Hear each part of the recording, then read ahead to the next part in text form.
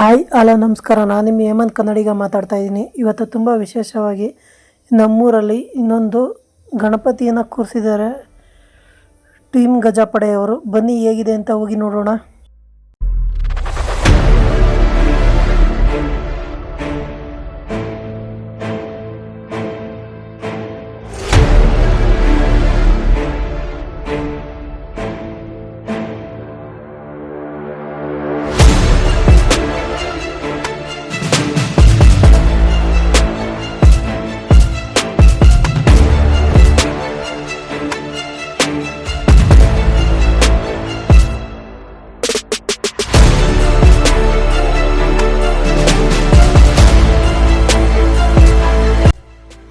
ಒಂದನೇ ತಾರೀಕು ಎಲ್ಲ ಬರುವಂಥ ಭಕ್ತಾದಿಗಳಿಗೂ ಅನ್ನ ಸಂತರ್ಪಣಾ ಕಾರ್ಯಕ್ರಮವನ್ನು ಆಯೋಜಿಸಲಾಗಿದೆ.